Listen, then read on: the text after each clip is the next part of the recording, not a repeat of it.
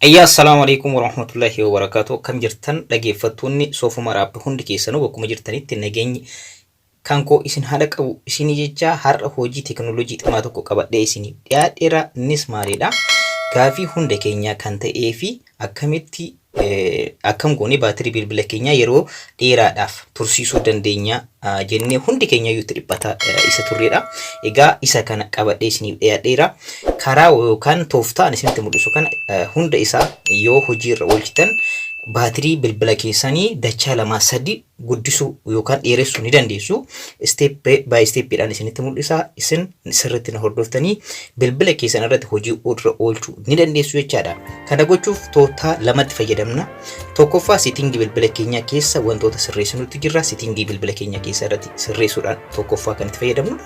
Lammaffaan fi inni murteessaan immoo aappii tokkotu jira. Aappii kanatti fayyadamnee turtii baatirii yookaan baatirii moobaayilii keenya akkamitti dheeressuu akka dandeenyu isinitti mul'isa. Kanneen lamaaniyyuu tooftaadhaan isinitti kan mul'isu ta'a jechaadha. Egaa warroonni YouTube soofumar app haarawaa taatan mallattoo subscribe kana gochuudhaan fuulduratti mallattoo notification isin dhufa. Mallattoo notification kanatti illee tuquudhaan orra gootanii yeroo hunda viidiyoowwan ani hojjedhu mallattoo notification ittiin akka isin dhaqqabu gochuu dandeessanii. Egaa isa jalqaba irratti jiruu fi settingii bilbila keenya keessaa sirreessinu isa kamidha warroota jettaniif jechaadha. Settingii bilbila keessanii seentu dakarra buutanii dhuma kanarratti jechaadha. Dhuma irratti developer option isa jedhutu jira.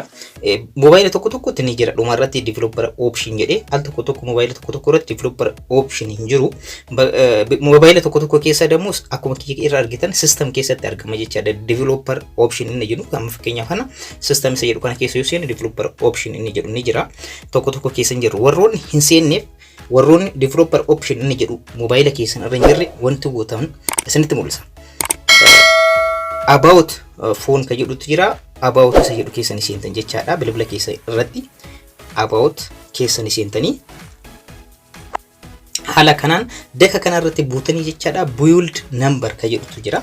Build number isa jedhu kana al torba daftanii al torba yoo qabdan backgroundin processii keessanii developer optionin keessan enable ta'a jechaadha. Kanaafiyyuu yeroo kana baatirii keessan qusachuu ni danda'a jechaadha. Warroota qabdanii developer option kana warroota qabdaniif immoo maal gochuu akka qabnu isinitti mul'isa. Developer option isa jedhu kana keessa seentanii egaa inni kun cufaa yoo jiraate akka tasaa jechaadha. Tangoliin kun cufaa yoo jiraate ni bantu. Okay jettanii gad bu'uun apps isa jedhutu jira. Option apps jechuudha jedhutu daka kanatti jira. Isarra ni deemtu jechaadha. Daka buutanii daka kana ni buutu. Sirriitti gad yoo buutan apps option jedhu itti jira. Argadhee jira. Apps isa jedhu argadhee jira jechaadha. Isarra ni deemtu. Inni itti aanu immoo background process limit isa jedhu kanatti jira. Isa keessa ni seentu. Sirriitti okay jettan jechaadha. Egaa asirratti hojiin keenya processii isinii dhufu keessa background process limit isa jedhu keessa yeroo galtan jechaadha. Kan feetan filachuu ni dandeessu. Filannoowwan kanneen kan amma argaa jirtan kana kan isin dhufantu jira. Kanneen hunda keessaa kan barbaadan filatanii irra gochuu ni dandeessu. Fakkeenyaaf standard limit isa jedhu processing hundinuu mobile appin keessan yeroo mobile cuftan hundinuu processing godha keessatti jechaadha. Kanaafiyyuu isarra yoo gootan processing godha jechaadha. Appin kamiyyuu cuftanii isin kaa'uu dandeessa. Waan feetan yoo gootan process godha appin kun yeroo kana baatirii keessan isin hin qusatu jechaadha. Tokkoffaan isa kanaadha jechaadha. Inni lammaffaa no background process isa jedhudha. No background process inni jedhu kun immoo mobaayilii keessan yeroo hundayyuu process appin kamiyyuu process akan goon yeroo isin qubachiiftan jechuu danda'a. Yeroo itti fayyadamtan ta'uu danda'a. Akka process goon yoo gochuu barbaadan isarra gochuu dandeessa. Inni taan at most one process, at most two process, at most three process jecha haga furti jiru. Isheen kunniin appin tokkoof lama akka fakkeenyaaf at most one process inni jedhu kun appin tokko qofti process akka godhudha. At most two process inni jedhu kun immoo appin lama qofti background irratti process akka godhu jechaadha. Hir'isuudha appiiwwan kanneen ni hir'iftanii isa lamaan tokko immoo akka process gochuu inni godhu jechaadha. Kanaafiyyuu keessaa filattan. Yeroo baay'ee asirratti kan filachuu qabdan jedheetiin isin yaadu standard limit warroota qusannoo baatirii keessanii hin barbaanneef isa argachuu dandeessan. Kana jechuun baatirii background irratti appin kamiyyuu process godha jechuudha. Warroota qusachuu barbaadan garuu no background process isa jedhu kana isin sirriitti isin gorsu. Appiin kamiyyuu process kan goone gochuu hin dandeessan. Kanaafiyyuu yeroo baay'ee irra godhaa anis akka kootti kan itti fayyadamu Atmos 2 processes jedhu kanarra yoo gootan baay'ee irraa ni fayyadamtu jechaadha. Akkuma argitan kana Atmos 2 process irra godhee jira. Kanaafiyyuu irraa ni fayyadamtu yeroo kanas sababa baatiriin keessan isin jalaa dhufu appiin hundi process godhee baatirii isin jalaa fixu. Wanta wanta gongoruu qabne mobaayila keessan cuftanii yeroo keettan keessatti appiiwwan hundumtuu ni hojjetu. Yeroo kanneen godhin jechaadha. Kanaan duras barumsa tokko isin barsiisee ture isallee description boxii linkii isaa isin keessa isin egaa viidiyoo sanillee ilaalaadha akkamitti baatirii qusachuu akka dandeessan. Inni kun isa lammaffaadha. Karaa kanallee baatirii keessa qusachuu ni dandeessan jechaadha. Karaan isa lammaffaa fi inni murteessaa ta'e isinitti mul'isa. Nafaana tura. Inni lammaffaan isa argaartanii appii kanatti fayyadamtanii akkamitti baatirii keessan qusachuu dandeessanidha.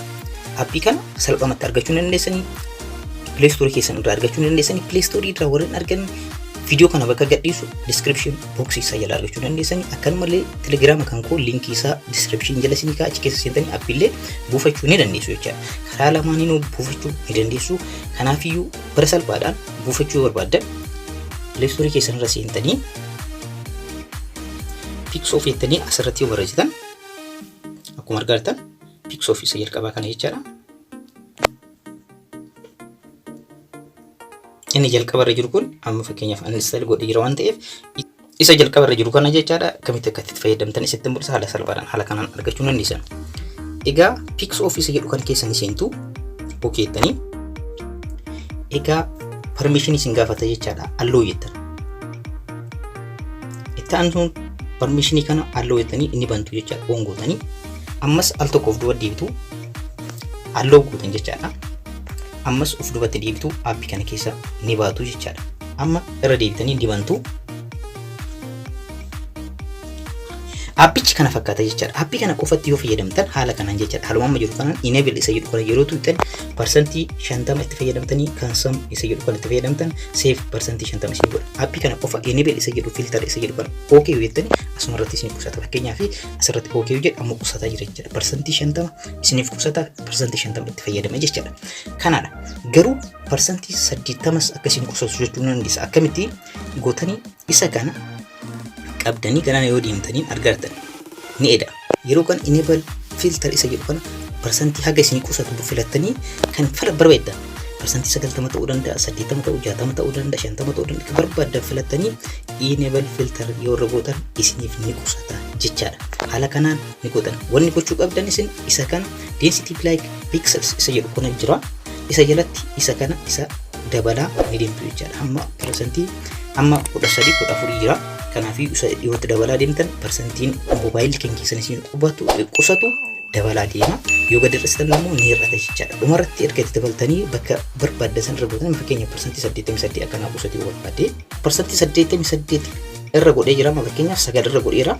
Density black pixels isa jedhu kana 9 irra godhee jira. Kanaafiyyuu enable filter isa jedhu kana yoo tuqe salphamatti percentii 88 naa qusatee percentii 11 qofa itti fayyadamna jechaadha. Fakkeenyaaf asirratti okay jettan amma qusannoo jalqabee jira jechaadha. Disable filter isa jedhu kana disable gochuu barbaadanidha. Enable filter waan tuqeef amma hojiirra oolee jira. Screen akkamitti akka jiru argaa jirtan jedhee yaada isin itti yaalaa kan inni biraattis fayyadamuu dandeessanii.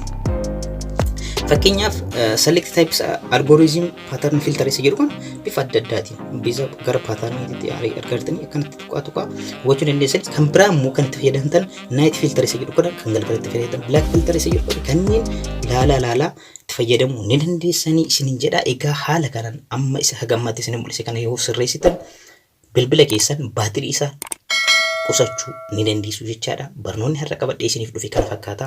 Yeroo biraa barnoota biraatti walitti deebina. Horaa bulaa.